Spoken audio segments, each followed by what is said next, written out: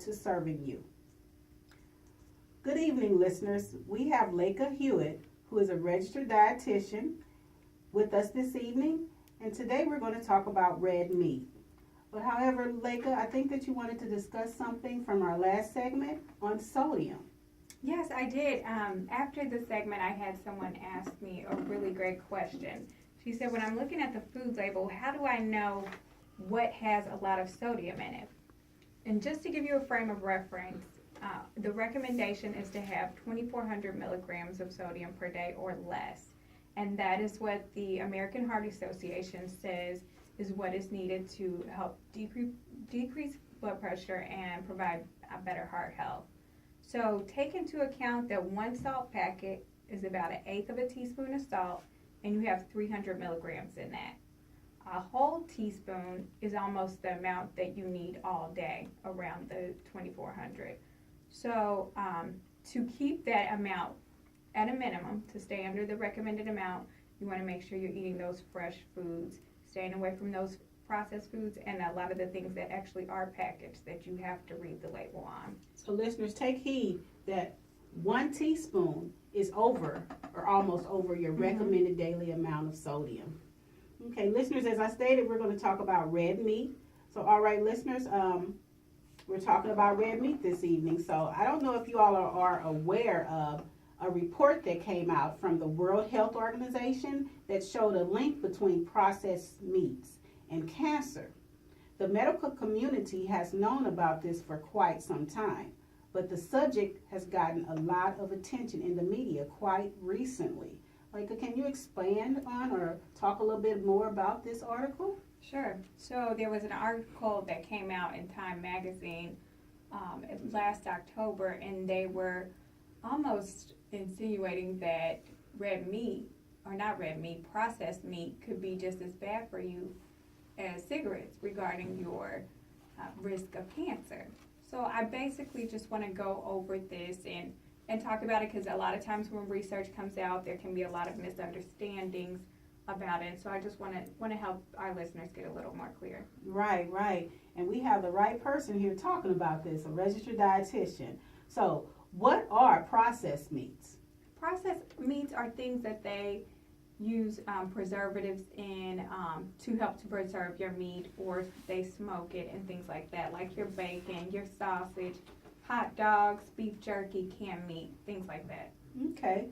So what is the recommendation of how much processed meats you should have? The report did not give an amount. They said just basically to keep it as minimal as possible. I know a lot of us love bacon, including myself. I'm not saying I'm never going to have bacon, but the suggestion is to keep it minimal. Okay, so I'm going to be a little advocate right now, a devil's advocate right now. What is considered minimum when it comes to bacon? Because I was just at a restaurant and I love bacon, and I'm not afraid to say that. I can eat 5 slices of bacon. So what's considered minimum? I would say, just in my opinion, my professional opinion, just to keep it to no more than once a week. Twice at the most. And again, you want to keep it to that palm of your hand or size or smaller. Okay, I'll try that, Laika. What is in the meat that may increase the cancer risk? It's reportedly the preservatives in the meat that increase the risk of cancer-causing agents, especially when they're cooked under high heat.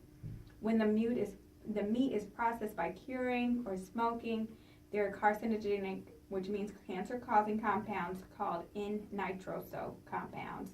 They're formed, and that's especially true when you're pan frying it or grilling. So when we're pan frying that bacon or sausage, that's when we're creating the most carcinogens. Okay, so if we choose to bake our bacon, will that help decrease the carcinogenic agents? It will. It will help to decrease it some, but you still have those preservatives in there. So it helps because you're cooking it at a lower temperature instead of frying. But you're still going to have, those carcinogenic agents. Okay. So what did the report say about other types of red meats? Okay, for unprocessed meat, that's fresh, just your regular fresh cuts of meat, like beef, pork, and lamb, the research was not conclusive, which basically means they do not know. They can't show a cause and effect relationship. However, the American Institute of Cancer, they recommend keeping your red meat to less than 18 ounces per week. Okay.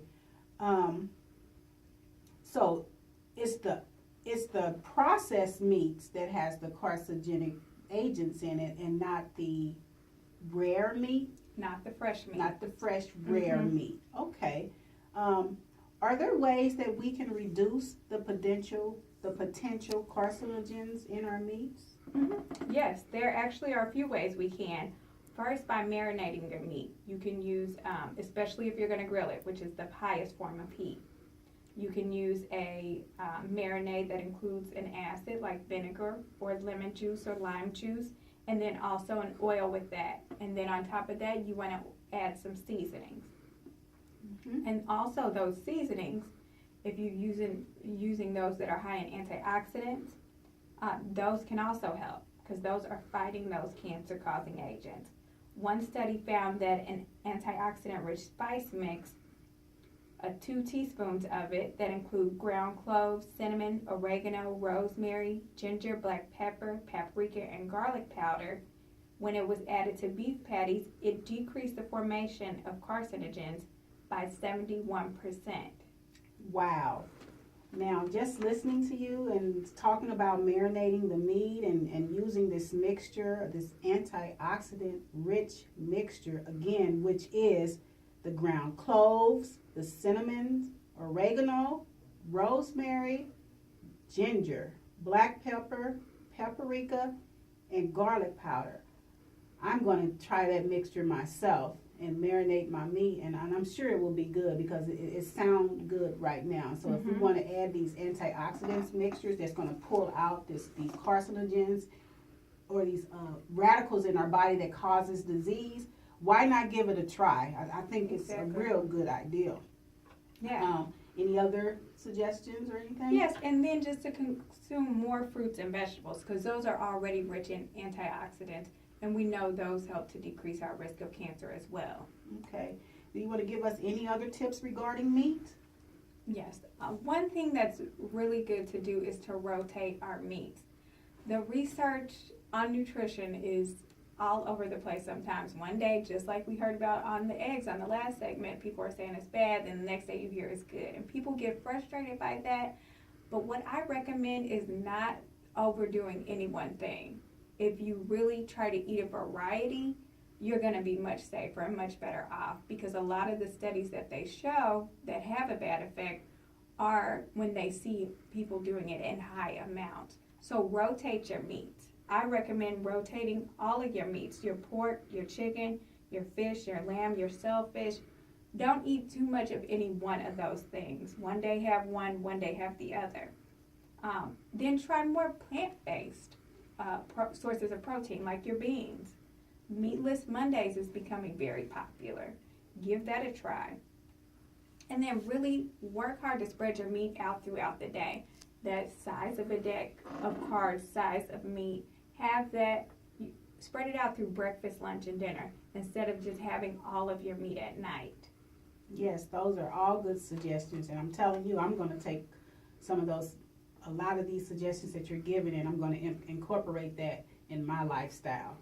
Meg, I wanted you to give your information out so that if anyone has any questions, they can reach you. Sure. You can find me on Facebook under Laka, under my business page.